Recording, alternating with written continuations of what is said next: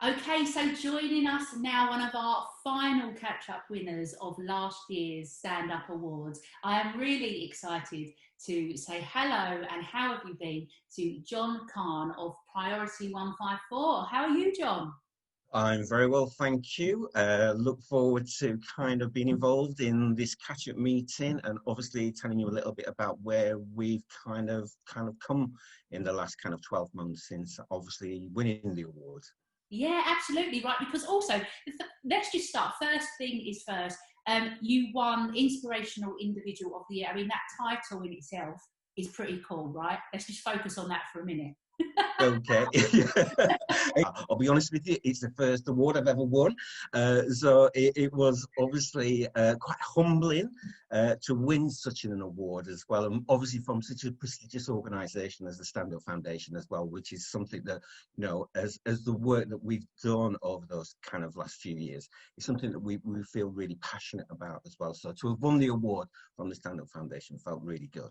Absolutely. Listen, I'd be wearing it on a t-shirt if it was me. I think it's really cool. So yeah, I'm glad that you're pleased to have won it. And listen, for those who don't know, just give us a bit of an overview of Priority 154 and the great work that you do. Okay, so we are still, I'd like to think, still a relatively new organisation. So we've been working in and around Brighton for the last 3 years as the new organisation. We primarily do work in schools and youth settings around kind of anti-bullying. We do lots of work around the importance of friendships as well in schools and youth settings. I would say that we've moved quite significantly over the last kind of year into more, I would say, tricky issues. So we're doing quite a lot of work around sexual violence and sexual harassment in schools, particularly obviously against young women, and looking at the perspective of why young men engage in that kind of behaviour, which has been quite challenging in a way, but at the same time it has been really productive in raising those discussions, particularly in schools where sometimes they can find those types of issues a little bit more sensitive to discuss. So we've been raising those types of issues in some of our projects. We have kind of moved into more well-being, mental health issues as well. Some of the prize money that we got from the StandUp Foundation allowed us to do some work around bereavement, and particularly around young people that experience bereavement because of suicide.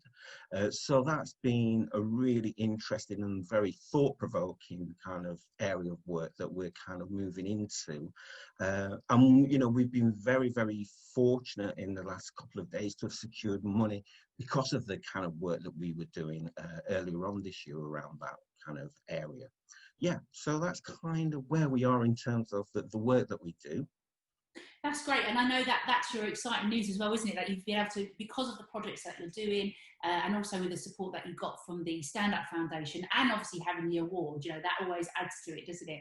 That it helps to secure further funding, and these issues that you're working on and you're supporting young people to talk about and discuss. I mean, they are real issues that affect people's daily lives, unfortunately. So I'm so happy to hear that you're using that to channel, your energies through your project to really reach out to those who need it, and also raising awareness to the young people that may not have even known about it. But, it's giving people that confidence, right?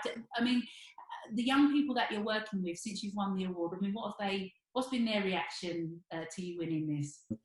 I think it's just the way that we present ourselves. I mean, obviously it was inspirational individuals, but there's two of us in the organisation, and I think that the way that we deliver our projects and workshops is about raising, and I suppose, aspirations of everyone, not just us, but giving young people the confidence to talk and speak out in a kind of open and honest way. And I think that then comes across as we feel really passionate about our work, and therefore that is reflective in the way that then we can engage with young people, and they see that as well through the creative side of it, because we're really fortunate we use kind of creative art to engage young people in sensitive issues. So we've got graffiti artists that will come in.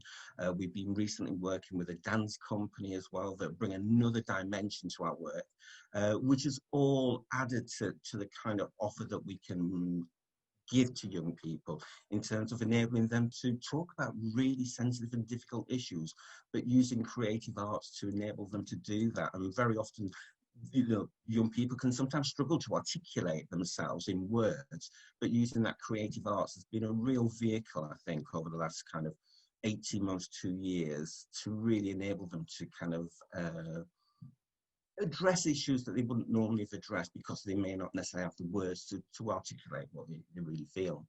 Yeah, absolutely. Well, look, John, I'm so pleased to hear that everything that you're doing is really making a positive difference, and also, you know, the work and support that you got from the StandUp Foundation is helping to do that and keeping up that great work. So congratulations again, and yeah, you know, keep it up, and we look forward to hearing further down the line what goes on with Priority 154. So thank you again. Thank you very much.